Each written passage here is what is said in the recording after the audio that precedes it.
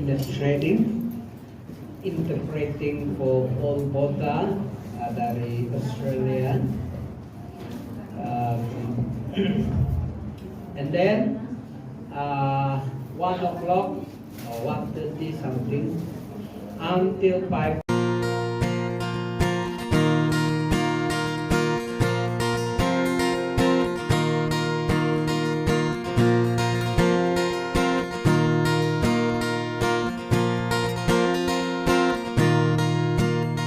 Pagising sa umaga, ang saya ng puso, ang lamig ng simoy ng hangin. Pagsikat ng araw, bagong pag-asa, hanggang sa paglubog ng araw sa kanluran. When Abraham sampai satu tempat, nama itu Bethel, God appeared to him and he built an altar.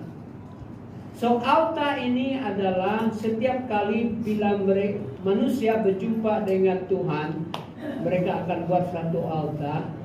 That altar to remind them, this is what the Lord has done. Like Joshua, mereka cross itu Jordan River, and God stopped itu river from flowing, and they walk on dry water, on a dry land. Ya. Lepas semua orang Israel cross that river, they build an altar. 12 itu batu besar mereka susun. That is an altar. So the meaning is every time, next time when your descendant asks you, tell them this is what the Lord has done. When they see this stone here, tell them this is what the Lord has done. So altar itu ialah satu memorial menandakan apa yang Tuhan lakukan. Amen. Ya. So question is, apa altar di dalam hidup kamu yang mengingatkan kamu akan Tuhan? Whenever you see it, it reminds you of God. Ya. Hallelujah. Sometimes it could be for our example is, my family punya example ya, itu kereta. Ya, the car.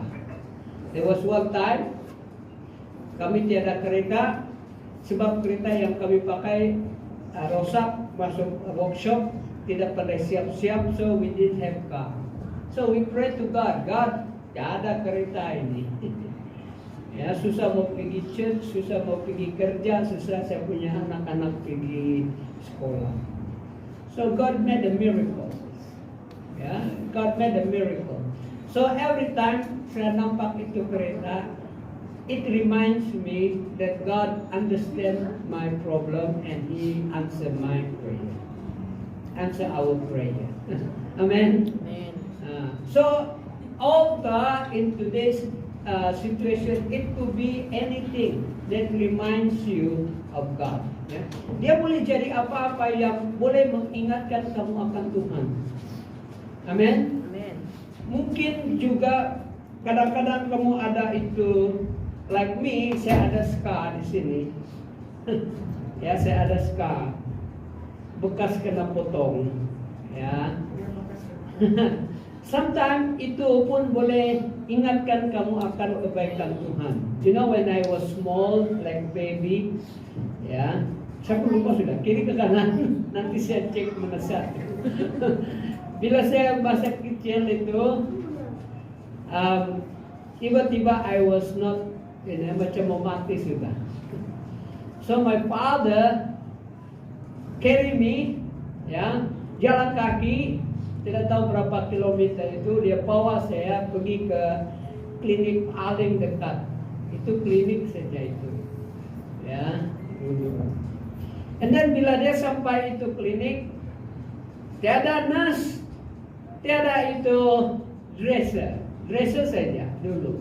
Bukan dokter, tiada dokter. Tiada. Yang ada itu ialah itu attendant saja. Yang dia tolong-tolong saja begitu, ya.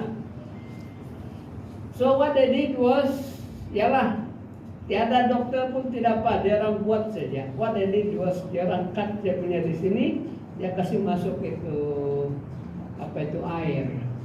Itu saja. And because of that I was saved. That's why selalu kalau saya tengok saya punya scar di sini, ya, it reminds me of God's goodness. Ya, amin. Ya, coba kamu tengok dalam apa-apa. Kadang-kadang ada orang accident, dia ada itu tanda kan? Ya, ada itu tanda. So it will remind you of God. Saya pun ada di sini. Ini ya bang. Saya punya brother di atas itu roof, dia buat itu kami punya rumah di kebun. Saya di bawah, dia punya parang terjatuh, kena sini saya.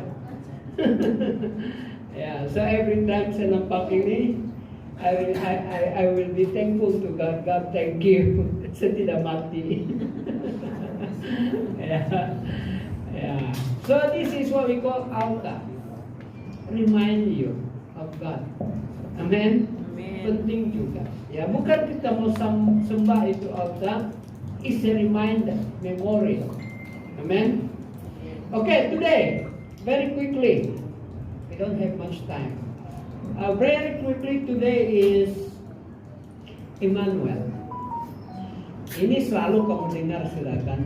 Jehovah Shalom pun kamu selalu dengar. Sebab kadang-kadang kita datang, Hai Shalom. Actually Shalom itu kita punya bahasa. But kalau the Muslim salam. Sama juga. Assalamualaikum. Ya. Assalam. Sama meaning. Peace be with you. Ya, tapi in Hebrew Shalom. In Arab salam. Ya. So sama. When you say Shalom means you are greeting, you are giving greeting. Hey, peace be upon you. Peace be with you. Ya, begitu. Okay. So today, Emmanuel. Emmanuel pun biasa kamu dengar, especially during apa? Christmas. When Jesus was born, he is called Emmanuel because God is with us. Yeah, Emmanuel means God is with us. Okay, God is with us. Okay, you can read it in Matthew chapter 1:23 next. Okay, yeah. So Emmanuel ini, what we need to understand, Emmanuel is not only God was with Israel, but God is with us today, and God will always be with us. Amen. So God is with the past, present, and future. Yeah, so today kita akan guna, I will use 3P. 3P. Last Sunday 3A. Today 3P. The first P is that God was in the past. God was with us in the past. God is with us in this present. P, second P. And God is with us in paradise or in future. Okay, and 3P.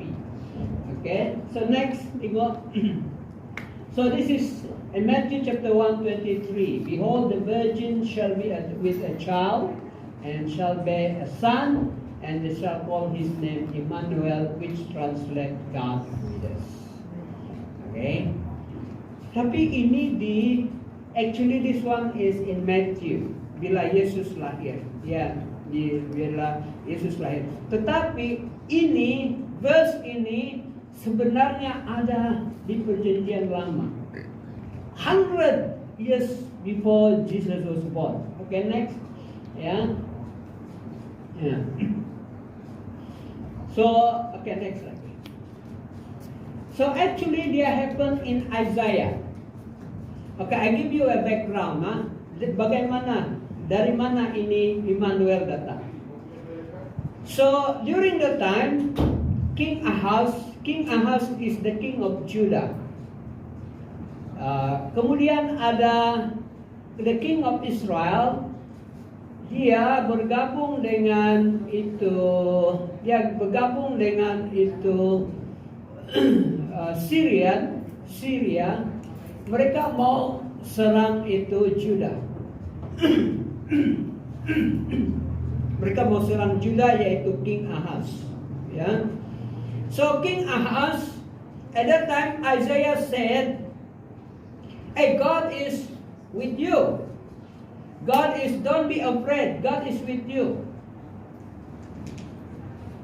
But King Ahaz, itu raja Juda, dia tidak berapa convinced that God is with them, that God will defend them, God will help them.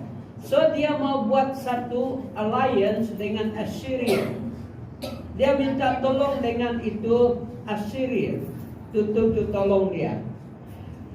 So the prophet Isaiah, Nabi Isaiah said, "Hey, king, ask God for a sign that God will be with you and God will protect you." Tapi King Ahaz dia tidak mau tanda daripada Tuhan, yang Tuhan akan jaga dia, Tuhan akan tolong dia. So he did not want God's sign. So Isaiah bagi sign. Apa itu sign? Itu yang kita dengar tadi. A virgin will have a baby, will have a son, and he will be called God is with us. Ya, maksudnya ialah,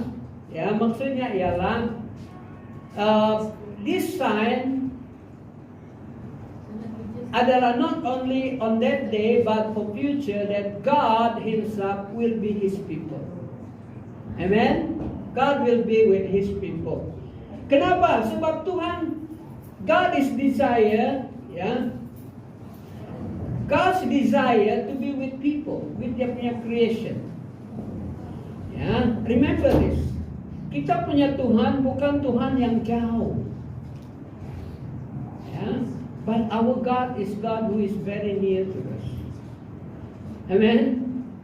Kadang-kadang kalau kau nampak itu ada religion, mereka mesti menyembah, membuat persembahan ini supaya Tuhan yang jauh dekat turun. But our God is not that far. He is with us and in us. Amen. And God's desire is to be with Dia punya creation. Kau tengok dia in the beginning, in the book of Genesis, even after Adam and Eve fell, jatuh dalam dosa, Tuhan masih mau dekat dengan mereka. Tuhan mau datang dengan mereka, tapi karena mereka sudah jatuh dalam dosa, mereka mau melarikan diri.